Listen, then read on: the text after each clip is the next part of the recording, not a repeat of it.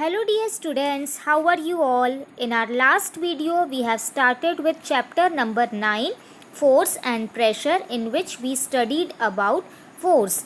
Now we will move ahead and discuss about pressure.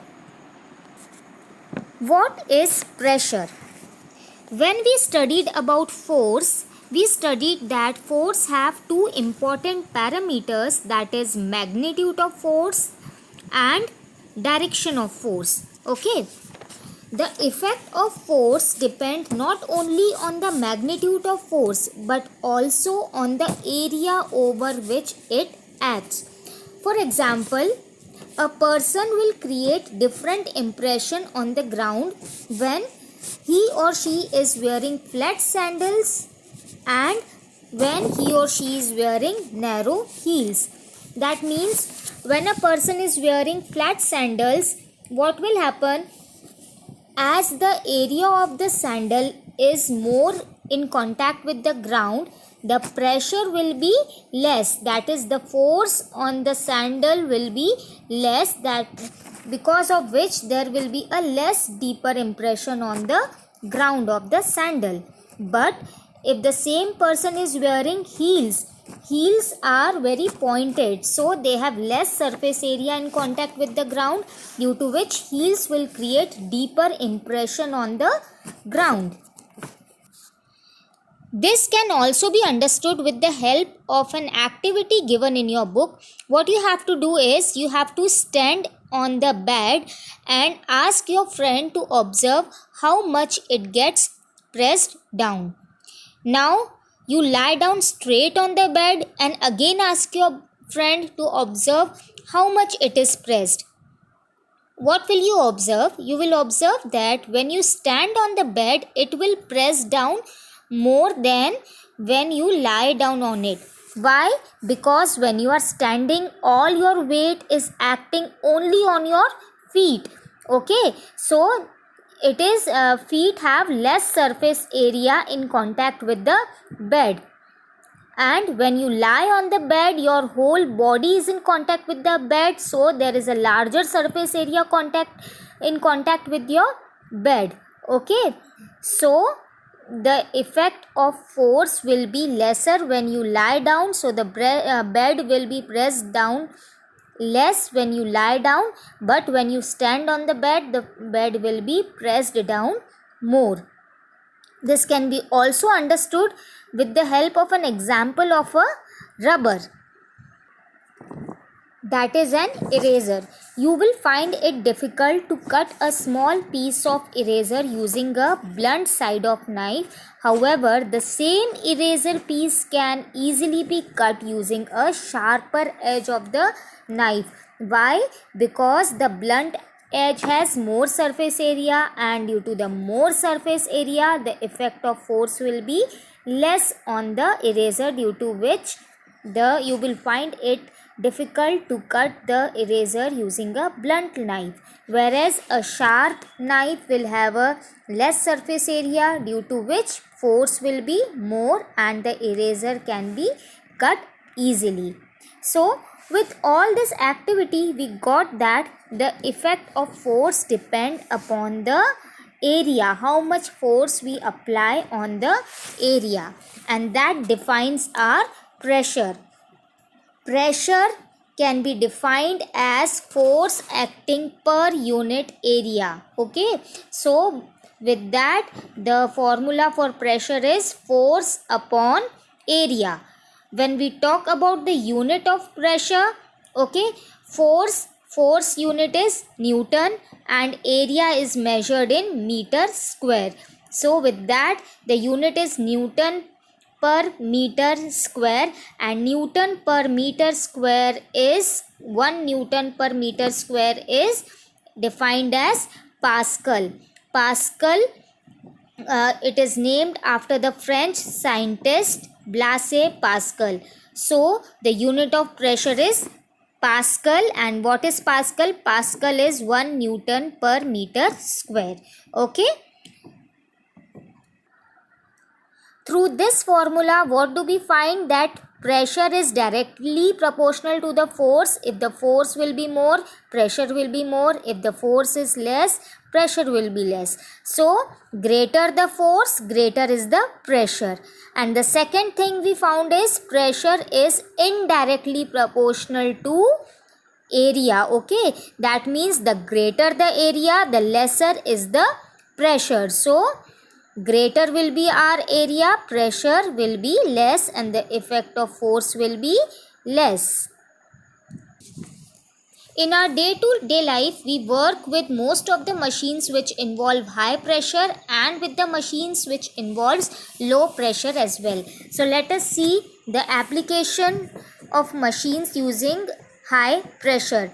A sharp knife has a very small surface area on its cutting edge so that high pressure can be exerted. So we use a knife which involve high pressure. Similarly, all the pointed objects like this pins, bulletin board pins, these are also having lesser surface area, so we use high pressure. Then the studs on a football boot, they have a small area of contact with the ground, so the pressure under the studs is high enough to sink them into the ground, which gives the player extra grip. Now the applications involving low pressure. Skies have a large area to reduce the pressure. See, the skies are having large area in contact with the ground, so the pressure will be less on the snow so that they do not sink in the snow. So here we require less pressure. Similarly, a tractor moving on soft ground has wide tires. So here why the tractors are having wide tires? Because the surface area of the tire will be more in contact with the ground.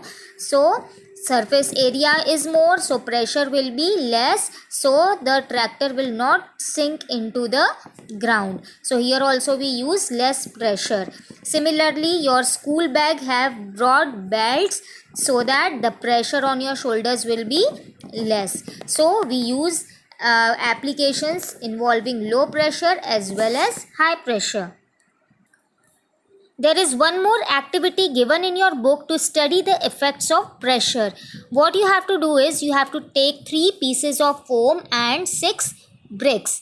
Mark the pieces of foam as A, B and C, and you put 1 brick on the first foam, that is foam A, put 2 bricks on foam B and put 3 bricks on foam C, and observe the amount to which the foam gets squashed. What will you observe, children, is the foam C will get squashed to the greatest extent, followed by B and A. Why? Because on foam C we have put 3 bricks, because of which the pressure will be more. So it concludes that the area, if the area is constant, the greater the force, the greater is the pressure. Okay, so force is directly proportional to the pressure if we keep the area constant. Here the piece of foam, the area is constant, the area is not changing, the piece of foam is not changing. Okay, we have took similar pieces, shape and size of foam, so area we have kept constant, but force we are continuously increasing. In the first piece of foam we have kept only 1 brick, second piece of foam 2 bricks, and the third piece of foam 3 bricks. So keeping the area constant, we are increasing the pressure, and due to which the force is more, and foam C having 3 bricks will be squashed to the greatest extent. Now we will study about pressure of air. Like solids, all liquids and gases also exert pressure. For example, if you fill air in the balloon, it inflates. Why it inflates? Because due to the pressure of air molecules on the inner walls of the balloon. If you keep on filling air into the balloon, one stage will come at which the balloon will burst, because the more gas in a given space applies more pressure. The gas molecules in the inner space of the balloon will apply pressure on the walls of the balloon, and when this pressure the wall of the balloon cannot handle, it will burst out. Okay, see, gas pressure is force per unit area exerted by the gas molecules as they collide with the walls of the container. Here we have taken the example of a balloon. So suppose this is a balloon and these are the gas molecules inside the balloons. They continuously collide with each other.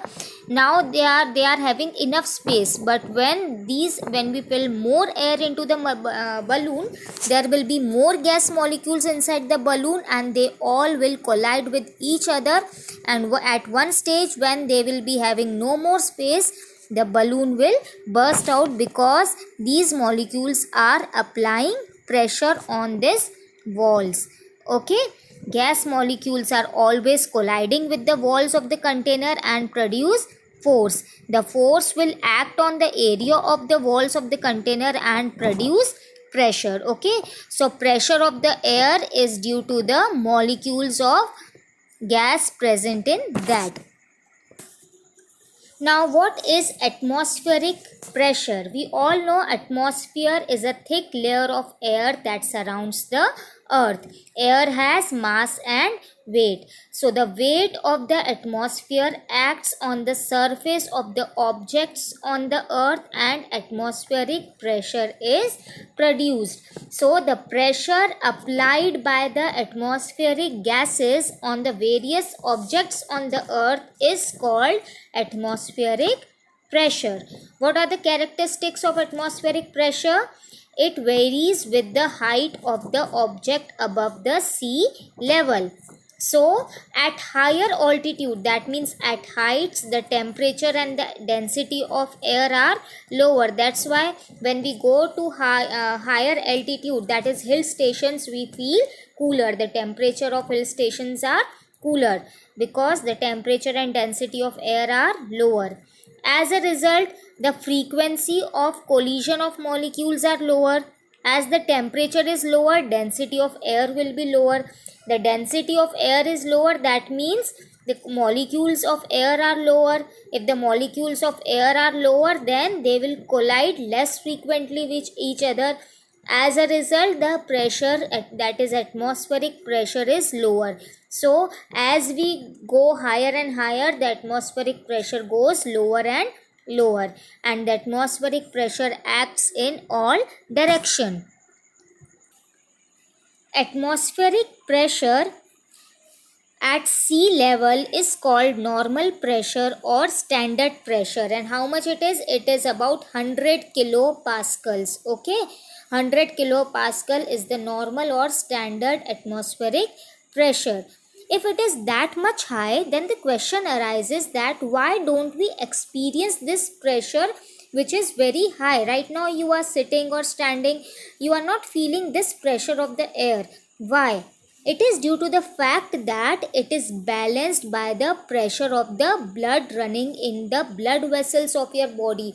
You all are having blood in your body, and this blood is also exerting pressure on your body. So you all are maintaining a blood pressure in your body. So this blood pressure in your body is balanced by the outside atmospheric pressure, due to which you do not feel the atmospheric pressure. Okay, atmospheric pressure exerts pressure on our body in the inward direction, whereas the blood pressure exerts pressure in our body in the outward direction. So both the pressures are balanced. However, now when you go to a higher altitude, say you have gone to a hill station, what we have studied, that at higher altitude the atmospheric pressure decreases. Sometimes atmospheric pressure drops suddenly, but our blood pressure is the same at that altitude as well. So what happens? Our blood pressure is the same, but the atmospheric pressure is lower.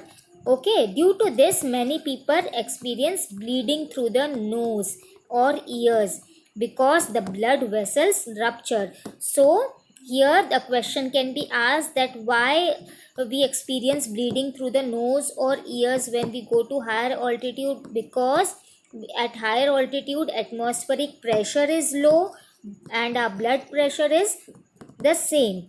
So Due to this, the human body cannot handle such pressure, and the blood vessels, due to this, blood pressure gets ruptured and the blood starts coming out. The instrument which is used to measure atmospheric pressure is called barometer. Now there is an activity given in your book to demonstrate the effect of atmospheric pressure. What you have to do is, you have to pour water into a glass and press a piece of cardboard firmly over the mouth of the glass. Okay, now holding the card in place, turn the glass upside down. Gently move your hand away from it. Okay, what will you observe? You will observe that the water stays in the glass because of the air pressure. The air is providing a atmospheric pressure on the cardboard, due to which the cardboard is in its place. It is not dropping down because of the gravitational force. Okay, so atmospheric pressure has overcome the gravitational force, due to which the cardboard is not falling down and the water stays in its place. Now we will study pressure of liquids. Like air, liquids also exert pressure on objects immersed in it. For example, if a mug is immersed in a bucket of water and released, it comes out. Why? Because the water bounces it upwards by exerting pressure on it. Now this upward push of water is greater than the weight of the body, and that is why it is pushed up. There is one more example. If you try to put your finger over the end of the tap, when it is turned on, you can feel the pressure of the water in pipe. So liquids also exert pressure. Now children, the pressure exerted on a body inside a liquid depend on the weight of the air column above it. This upward push is the deciding factor on the bodies to float or sink, and is determined by the density and not the weight of the object. Okay, for example, if you throw a ball of molding clay into the water, it will sink down. It will not float. It will sink because it is heavier than the water, and the pressure exerted by the liquid is not sufficient to pull it up. So the weight of this ball of clay is more than the pressure of the liquid. That is why it is sunken down. Now, if you mold the same piece of clay into a boat, it starts floating on the surface of water, because now it is less dense than the same volume of water. So keeping the volume of the water same, and keeping the weight of the clay same, the amount of the clay used same. Earlier that same clay was into a shape of a ball which has sunken down. Why? Because the density was more. Now that same density, that same mass is spreaded into a larger surface area, due to which the density of this boat is reduced. Now because the density is reduced, the air pressure can easily give a force to it, apply pressure on it to give it a to make it float on the surface of water. Okay, so the density is the deciding factor whether the object will float or sink. The less dense object will float and the more dense object will sink. Remember children, density and weight are two different things. Here the weight is same. This clay, first it is in the shape of the ball, and at the second time it is in the shape of a boat. The weight is same, but what we have done is we have distributed this weight into a larger surface area, so it has become less dense. Now it cannot overcome that this pressure of the liquid. Because of this, it can easily float. The liquid can apply pressure on it. The pressure of the liquid is more than the air column, due to which it is floating. So density is the main factor. This same application we use in the construction of dam. The wall of dam, you might have observed, it is thicker at the bottom than at the top, because at the bottom the pressure of the liquid is more. As we go more deeper, the pressure of the liquid increases, because the molecules of liquid increases as we go down. To overcome this pressure, the wall of the dam is thicker at the bottom. Okay. The higher the depth, the higher the pressure exerted, thus the thicker wall of the dam at the bottom. To study the variation of pressure with depth, there is an activity given in your book. What you need is 2 tin cans, a thick needle, a hammer and water. So you have to make small holes in the tin at the same level. You have to take 2 tin can. In the first tin can, you make small holes at the same level and pour water into the can. What you will observe, that you will find that water comes out equally and fast and spreads equally from each hole. Okay. Hence, the pressure exerted by water at this depth is same and in all directions. Okay. Since the depth is same, the pressure is same in all directions. Now, in the second can, what you have to do is make 3 holes at different heights. So you have, in the second can, you have made 3 holes with different height. Now put the can under water and observe. What you will observe, that water from the highest hole will fall nearest to the can, and the water from the lowest, the bottom hole, will fall away far. Why? Because at top the depth is low. Because of low depth, the pressure of the liquid is low. So because of low pressure, the liquid is falling near the can. But at the bottom, the depth is increasing. So since the depth is more, the pressure of the liquid is more, and because of this high pressure, the liquid is spreading far away from the can. So we conclude that pressure increases with the depth. Now we will study about measurement of pressure. You might have observed while riding a bicycle or a car or a bike, when in the tires the air is low, what you do is you go to a person who fills air in your tire, due to which the tire inflates and you can ride the bicycle, car or bike properly. So to the person who is filling air into your tire, bicycle's tire, if you observe, he used some instrument and he checks the air pressure through it and he fills air in your tire. So the air pressure is measured through various instruments. One such instrument is barometer, that is a mercury barometer, which contains mercury enclosed in a tube.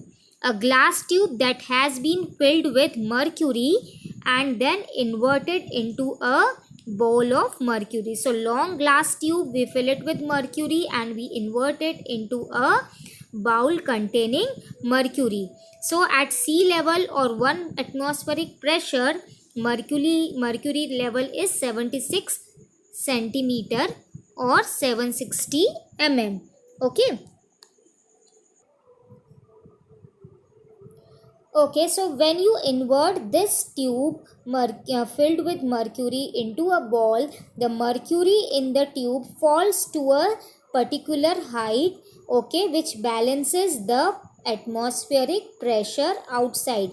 Here the pressure due to the weight of the column of the mercury equals atmospheric pressure, okay, and the space above it is vacuum. So this height will be 76 centimeter. Why? Because at sea level or 1 atmospheric pressure, mercury level is at 76 centimeter. So this height will be at 76 centimeter.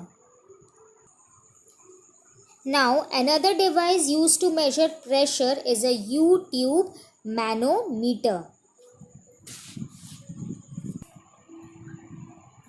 A simple manometer consists of a U-shaped glass mounted on a wooden plank. This tube contains some colored water. One end of this tube is open and other end is joined to a rubber tube which is connected with a container containing gas. If the pressure of the gas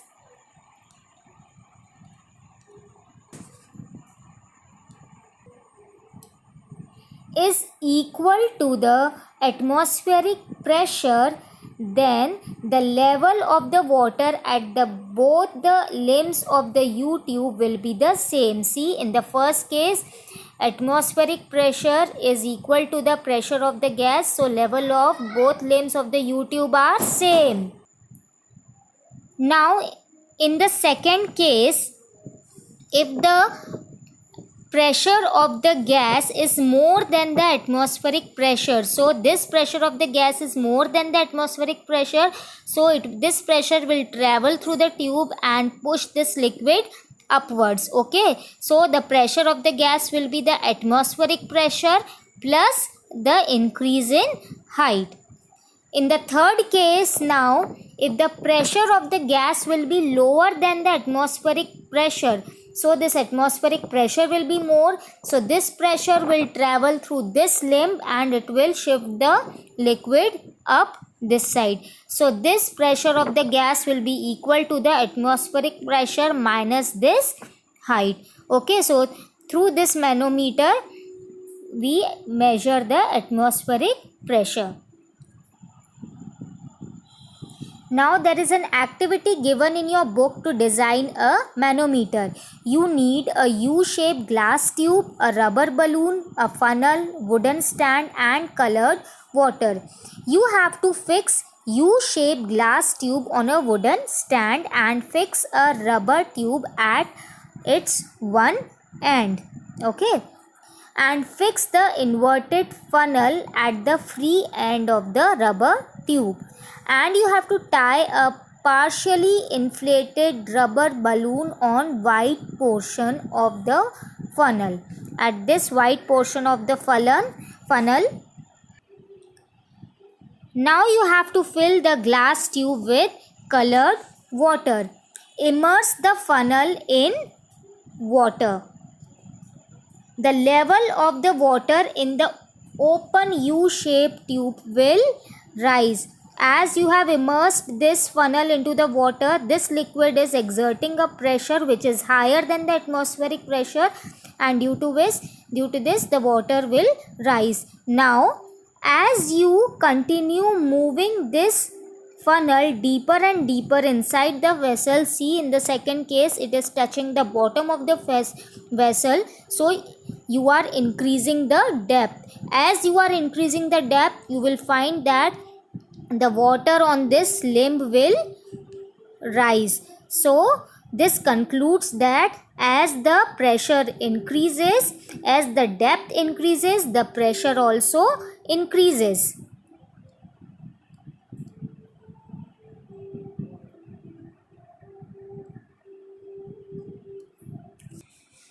Our last topic is applications of pressure. So we use this pressure in our day-to-day life. Pressure exerted by liquids in blood vessels have helped the blood to move throughout the body. The rubber suckers, the rubber hooks that you are using to install in your kitchen, okay, it also involves air pressure. What happens as the air between the wall and the sucker is sucked out, it is held firmly against the wall. You might be using hooks if you are purchasing them from the market. This hooks, so what happens is, by pressure, if we push them against the wall, they get stuck on the wall itself. Why? Because by exerting pressure and installing them on the wall, it escapes all the air out between the wall and the hook, and this creates a vacuum inside the hook and the wall. But outside, the atmospheric pressure is more. This atmospheric pressure helps the hook to be held and attached with the wall.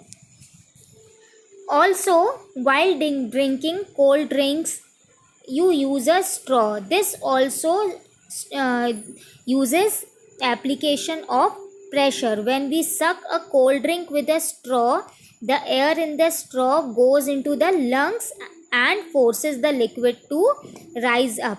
We use air pressure to force the liquid to rise up. Vacuum cleaner. When we switch on the vacuum cleaner, low pressure is created inside the cleaner, and outside the cleaner is high pressure. So this high pressure forces all the dirt and the dust to sucks into the device. When you squeeze the toothpaste, lemon, spray bottle, perfume, etc., all the squeezing activities involve application of pressure. So these are all the applications of pressure that we use in our day-to-day life. I hope this chapter is clear to all of you. If you have any doubt, you can ask me, okay? So here we finish with our chapter number 9, force and pressure. Children, give a reading to it, understand all the concepts, okay? So next time I will share the question answers and the exercises of this chapter. Till then, take care. Bye-bye.